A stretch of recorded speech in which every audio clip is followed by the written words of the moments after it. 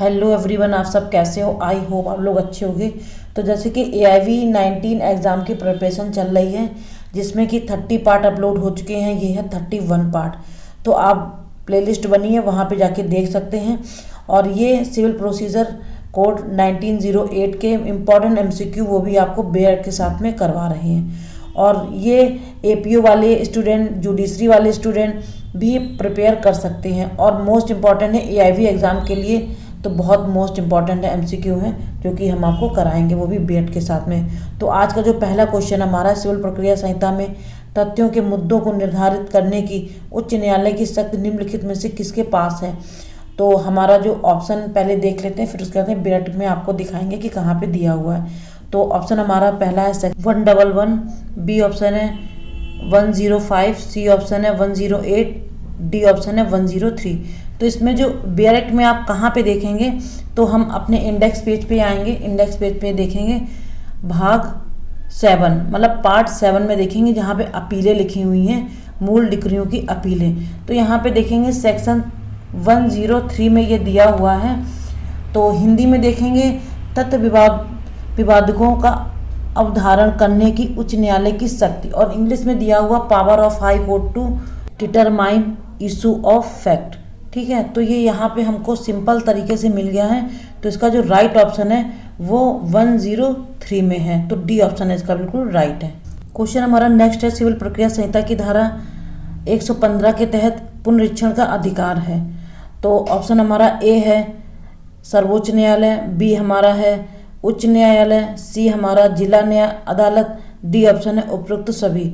तो इसमें हम इंडेक्स पेज में हमें देखना पड़ेगा कि यहाँ पे कहाँ पे दिया हुआ है। ठीक है, तो सबसे पहले हम आ जाएंगे भाग 8 में, मतलब पार्ट 8 में आ जाएंगे, रिवीजन, जहाँ पे दिया हुआ है पुनरीक्षण। चैप्टर है ये 50। तो यहाँ पे अंदर में देखेंगे हम लिखा हुआ 115 सेक्शन में। तो यहाँ पे उच्च न्यायालय किसी भी ऐसे मामले में अभिलेख को मंगवा सकेगा। तो देखिए हमको फ्रंट पेज पे ही मिल गया अंदर जाके। तो यहाँ का राइट ऑप्शन क्या होगा? उच्च न्यायालय। तो हमारा बी ऑप्शन बिल्कुल राइट है। क्वेश्चन हमारा सिविल प्रक्रिया संहिता के आदेश 7 नियम 11 में प्रावधान है। तो ऑप्शन पहले देख लेते, फिर BED में हम दिखाते हैं आपको कहाँ दिया हुआ। तो ऑप्शन हमारा ए है शिकायत की अस्वीकृति, बी ऑप्शन है शिकायत वापस करना, सी ऑप्शन है मुकदमे की बर्खास्तगी, डी ऑप्शन है उपरोक्त सभी बातें मामले के तथ्यों पर निर्भर करती हैं। तो ऑप्शन हमारा कौन सा इसमें राइट है? सबसे पहले हम BED में दिखाते हैं कहाँ पे दिया हुआ है। आदेश 7/11 में दिया हुआ वाद पत्र का नामंजूर किया जाना। तो हम इंग्लिश में भी देख लेते हैं कि कहाँ पे दिया हुआ है। तो यहाँ पे दिया हुआ रिजेक्शन ऑफ प्लांट। ठीक है, तो इसमें कि दोनों चीज़ें आपको पता चल गई। तो इसका जो राइट ऑप्शन है ए नंबर का बिल्कुल राइट ऑप्शन है शिकायत की अस्वीकृति करना। ठीक है, तो नेक्स्ट क्वेश्चन देख लेते हैं। क्वेश्चन हमारा रचनात्मक रिस जुडिकाटा के सिद्धांत को इस प्रकार समझाया गया है। तो ये किसमें समझाया गया है? ये 4 ऑप्शन दिए हैं। तो पहला ऑप्शन हमारा ए का है CPC की धारा 11 स्पष्टीकरण 3rd में, बी ऑप्शन है CPC की धारा 11 स्पष्टीकरण 4th में, सी ऑप्शन हमारा CPC की धारा 11 स्पष्टीकरण 5th में, डी ऑप्शन है CPC की धारा 11 स्पष्टीकरण 6 में। तो हमें ये चारों ऑप्शन पहले देख लेने हैं। तो सबसे पहले हम इंडेक्स पेज पे आके भाग 1 और धारा कौन सी है 11 में देखेंगे पूर्व न्याय, और यहीं पे इंग्लिश में देखेंगे रेस जुडिकाटा। ठीक है, फिर उसके बाद में इस पेज नंबर 6 में हम आएंगे। तो वहाँ पे दिया हुआ है ये ऑप्शन सारे दिए हुए, स्पष्टीकरण दिए 3, 4, 5, 6। तो 3 वाला तो है नहीं, तो इसलिए मैंने मेन चीज़ दिखाई है यहाँ पे लिखा हुआ। तो यहाँ पे आप देख सकते रचनात्मक सिद्धांत 11 स्पष्टीकरण 4 में दिया हुआ है। तो ये कीवर्ड आपको ढूंढने से भी नहीं मिलेगा, तो इसलिए मैंने यहाँ पे लिख दिया हुआ रचनात्मक का सिद्धांत।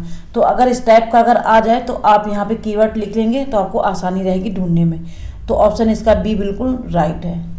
क्वेश्चन हमारा नेक्स्ट है, निम्नलिखित में से कौन सा सिविल प्रक्रिया संहिता में नाबालिगों पर लागू होने वाले आदेश से संबंधित है।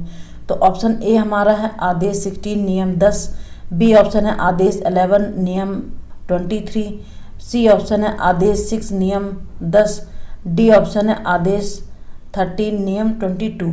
तो हमें क्या करना है, एक एक करके सारे आदेश को देखना है कि 13, 6 और 16 और 11। तो जो हमारा जो किसमें दिया हुआ आदेश 11 23 में दिया हुआ है। नियम 23 को देखना है। तो आदेश 11 को निकालेंगे पहले हम। तो आदेश 11 में, और यहाँ पे इंडेक्स पेज पे ही आपको मिल गया, देखो कितना आसान सा है। तो यहाँ 23 में दिया हुआ आदेश अवयस्क को लागू होना, और इंग्लिश में लिखा हुआ है order to apply to minors. तो नाबालिगों पर लागू होने वाले आदेश, ये कौन से आदेश में है? तो बी नंबर का बिल्कुल राइट ऑप्शन है, आदेश 11 नियम 23 में दिया हुआ। हमारा जहां संबंधित अधिकारी की आधिकारिक क्षमता में किए गए कार्य के लिए भारत संघ या राज्य के खिलाफ सिविल प्रक्रिया की धारा 82 के तहत एक डिक्री पारित की जाती है, तब तक किसी भी डिक्री पर निष्पादन जारी नहीं किया जाएगा जब तक कि डिक्री की अवधि के लिए संतुष्ट ना हो। ठीक है, तो इसमें क्या चीज़ दिया हुआ है? जब तक आप संतुष्ट ना हो तो उसका टाइम पीरियड बताया गया।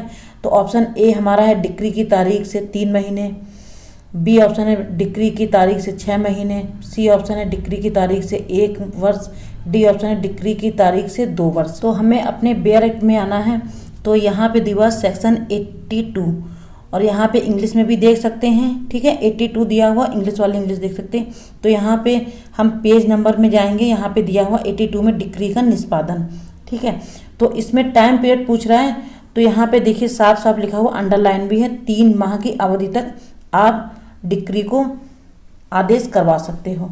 ठीक है, तो कितनी, अब अगर आप संतुष्ट नहीं हो तो 3 महीने का टाइम पीरियड दे। सेक्शन 82 के तहत टाइम पीरियड इसका 3 मंथ दिया हुआ है। ठीक, अगर संतुष्ट नहीं हो तो इसमें कर सकते हो आप।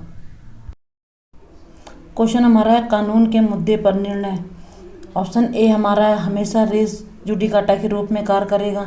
बी ऑप्शन है किसी भी रेस जुडिकाटा के रूप में कार्य नहीं किया जाएगा। सी ऑप्शन है यह रेस जुडिकाटा के रूप में कार्य कर सकता है या नहीं भी कर सकता है। डी ऑप्शन है या तो ए या तो बी। तो इसका जो राइट ऑप्शन है वो सी नंबर का बिल्कुल राइट ऑप्शन है। कानून के मुद्दे पर रेस जुडिकाटा के रूप में कार्य कर भी सकता है और नहीं भी कर सकता है। तो ऑप्शन सी बिल्कुल राइट है। क्वेश्चन बहुत इंपॉर्टेंट है, ये आप जरूर देखना, इसमें बहुत टाइम पीरियड पूछा जाता है। तो प्रतिवादी को अपना लिखित बयान उस समन की तामील से प्रस्तुत करना होगा दिनों के भीतर। तो लिखित बयान कितने दिनों के भीतर प्रस्तुत करना होगा समन की तारीख से पहले? तो ऑप्शन हमारा ए है 90 दिन, बी ऑप्शन है 120, सी ऑप्शन है 30, डी ऑप्शन है 60 दिन। प्रतिवादी का मतलब होता है दूसरी पार्टी को 30 दिनों के अंदर लिखित बयान प्रस्तुत करना होता है। ठीक है, तो ऑप्शन इसका सी बिल्कुल राइट है। क्वेश्चन हमारा, एक वादी अपने द्वारा पहले दायर किए गए मुकदमे की विषय वस्तु पर दूसरा मुकदमा दायर कर सकता है। तो ऑप्शन पहले देख लेते हैं। ऑप्शन हमारा है जहां पहले का मुकदमा बिना शर्त वापस ले लिया गया था। बी ऑप्शन है जहां प्रथम वाद प्रतिवादी की उपस्थिति में दोष के आधार पर खारिज कर दिया गया था, वहां परिसीमा कानून के अधीन। सी ऑप्शन है जहां पहला मुकदमा गुण देश के आदेश पर खारिज कर दिया गया था लेकिन वादी को लगता है कि निर्णय गलत है। डी ऑप्शन है इसमें से कोई भी नहीं। देखिए क्वेश्चन को बहुत आपको ध्यान से पढ़ना है। एक वादी अपने द्वारा पहले दायर किए गए मुकदमे की विषय वस्तु पर दूसरा मुकदमा कर सकता है। तो ये देखिए तीनों ही ऑप्शन रॉन्ग हैं। ठीक है, ए बी सी। तो डी नंबर का बिल्कुल राइट ऑप्शन है, इसमें इनमें से कोई भी नहीं। तो आज के जो MCQ हैं आपको कैसे लगे, अच्छे लगे हों तो लाइक करना, शेयर करना, सब्सक्राइब करना, और मिलते हैं नेक्स्ट वीडियो में। Thanks for watching.